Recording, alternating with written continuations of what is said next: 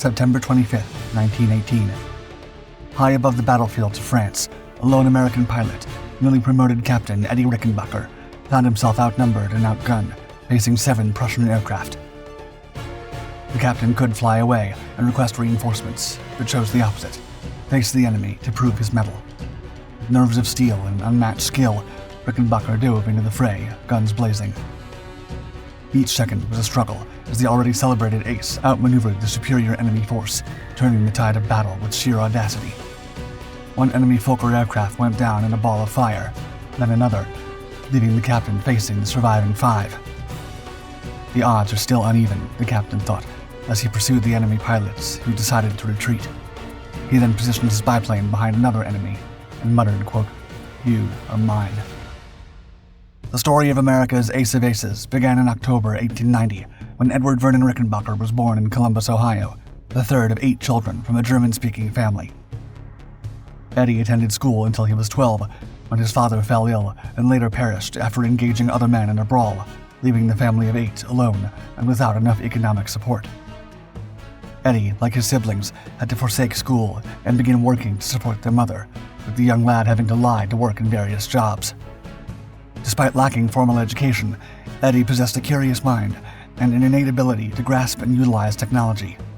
His passion for mechanics transformed him into an excellent auto mechanic, but what he loved even more was driving the cars he repaired. By 1914, his skill and determination had earned him a national reputation as an auto racer, earning him over $40,000 a year as a driver. While working for the British Sunbeam Motor Car Company on UK soil, the US joined World War I in April 1917. Rickenbacker, already renowned for his racing skills, decided to become an aviator and serve his country against the enemy. He returned to America and suggested the Army invite race car drivers to join the air service to create a fighter squadron of men with quick reflexes and mechanical knowledge. The Army denied him the idea and refused to enlist him due to his age and lack of studies. However, considering his racing background, Rickenbacker was chosen to be General John Pershing's driver, and later Billy Mitchell's. Determined to take to the skies, Rickenbacker persistently badgered Mitchell until he was finally sent to flight training. Despite being considered too old for such duty at 27, Rickenbacker seized this opportunity with both hands. After earning his wings, he was assigned to the 94th Aero Squadron, recognized by its iconic logo of Uncle Sam's hat inside a ring. This marked the beginning of Eddie's career as a fighter pilot, turning his dreams of flying into a reality that would lead the young American to immortality. Rickenbacker flew his first combat sortie on April 13, 1918, alongside Reed Chambers, another future ace of World War I, but the men were forced to land after thick fog engulfed the combat zone. Throughout the following weeks, Rickenbacker's 94th occasionally sighted and engaged Prussia's famous flying circus of the Red Baron, Manfred von Richthofen's elite air squadron. Craving for his first trophy, Rickenbacker rushed through the skies after sighting an enemy aircraft on April 26th. It was a German Pfalz. With the support of another pilot, Rickenbacker went after the Prussian in a pursuit that took him deep into enemy territory. Thanks to his determination and aerobatic skills, Rickenbacker claimed his first war trophy, beginning his streak and paving the way for his ace status. A mere week later, Rickenbacker scored his first solo conquest, earning him his first Distinguished Service Cross after pursuing another hostile plane into his home turf and not leaving the area until he took it down. Rickenbacker's mates, who had initially looked down on him as a commoner without proper education, found new respect for his bravery. Before May ended, Rickenbacker had already become an ace, scoring 5 German shootdowns, 2 of which were achieved in a single day while manning a Newport 28 aircraft. Days later, Rickenbacker received the newer and more sophisticated French SPAD S-13 aircraft that would increase his victory streak against the enemy. The rising legend was also awarded the French Croix de Guerre for his exploits over the skies of Western Europe. In interviews, Rickenbacker openly admitted feeling fear during his dogfights with the Germans, but he noted that it was, quote, only after it was all over. Rickenbacker's technique involved approaching his targets as much as possible, getting closer than most pilots dared to, before unleashing total devastation with his machine guns. Although prosperous, most times this strategy led to several harrowing experiences, when his guns jammed at critical moments during a dogfight against the enemy. Yet, luck always favored the young man during his fights against the Germans. On May 30th, Rickenbacker made good use of his new SPAD S-13 biplane fighter, scoring his 6th air victory. A few days later, Eddie Rickenbacker fell prey to a terrible fever and an ear infection that left him out of combat for the entirety of the Chateau Thierry campaign, one of the first large-scale operations conducted by the American Expeditionary Force during the last months of the war. However, a severe abscess was insufficient to ground an impetuous spirit like Eddie Rickenbacker, and he returned to the war zone in early August 1918. During his recovery, the highly decorated pilot reflected on his combat tactics and became more cautious in combat, but he was still fast, ruthless, and aggressive when spotting the enemy. On September 14th, Rickenbacker resumed his winning streak, claiming his 7th victory during a dogfight against an enemy Fokker D-7. Motivated by a return to combat, Rickenbacker maintained the momentum and took down another Prussian fighter the next day, earning him his 6th Distinguished Service Cross and a promotion to the rank of captain. More importantly, the Army rewarded Captain Rickenbacker with the command of 94th Aero Squadron. The man who had risen from nothing could not have been happier in his entire career. On the day of his promotion, Captain Rickenbacker volunteered for a solo patrol close to Prussian lines. During the fight, Captain Rickenbacker spotted a unit of 5 Fokkers and 2 Halberstadt CLS-2s in the vicinity of Billy, France. Instead of asking for reinforcements or running away from the adversary, Captain Rickenbacker charged straight into the enemy formation. As he went through the enemy fighters with his guns, the captain took down 2 and damaged others before they began to retreat, bewildered by what just occurred.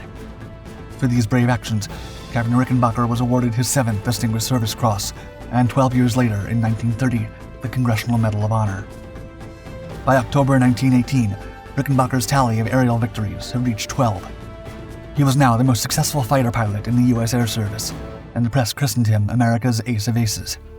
However, Rickenbacker concealed a deep discomfort with this title, believing that the honor carried a curse that would cost him his life. He could not ignore the fates of the 3 previous pilots who had perished after being named the top ace. Despite his unease with the new title, Rickenbacker fearlessly led the 94th Aero Squadron through intense battles until the war's end. During this period, he shot down 10 enemy aircraft and 3 balloons, earning the title of Balloon Buster. His unparalleled bravery was recognized with an 8th Distinguished Service Cross, a record that still stands today. Rickenbacker finished the war service with an astonishing 26 aerial victories, cementing his status as the American Ace of Aces and earning the rank of Major after more than 300 combat hours and 130 air encounters with the enemy. Although the Army promoted him upon leaving active duty, Rickenbacker humbly declined to claim the title, believing his, quote, rank of captain was earned and deserved. For the rest of his life, the public affectionately referred to him as Captain Eddie. Rickenbacker returned home as a hero, but did not glorify himself like others did. He held no illusions of becoming a national symbol. He later said, quote, "I knew it would be easy to go from hero to zero." Rickenbacker then went into several business ventures in the automobile and aviation industries.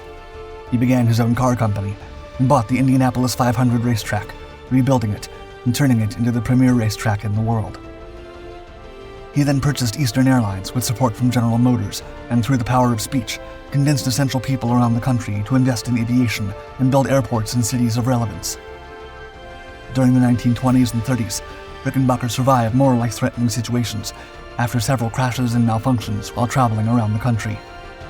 When World War II broke out, Rickenbacker prepared to serve his country again.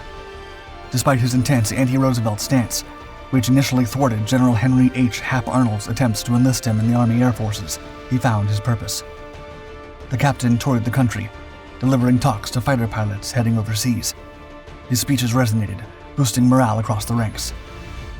Recognizing his value, Roosevelt himself assigned him a critical mission: deliver a secret message to General Douglas MacArthur in New Guinea while he fought the Japanese Empire in late 1942. While en route, disaster struck. The B-17 carrying Rickenbacker got lost, ran out of fuel, and ditched at sea. For 24 grueling days, the seasoned captain and 7 others drifted in rubber life rafts. One of the men perished, and as the survivors' strength waned, Rickenbacker held them together, refusing to let them give in. When they were finally rescued, the survivors credited their endurance to Rickenbacker's relentless spirit.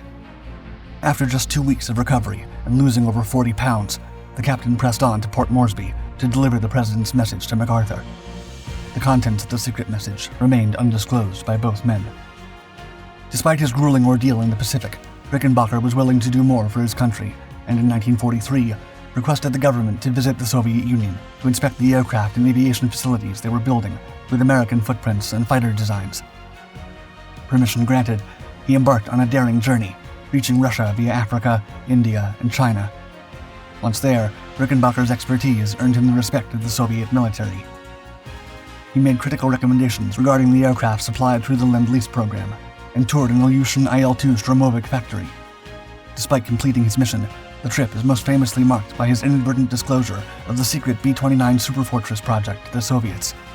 Nonetheless, Rickenbacker was awarded the Medal of Merit for his invaluable contributions during the war.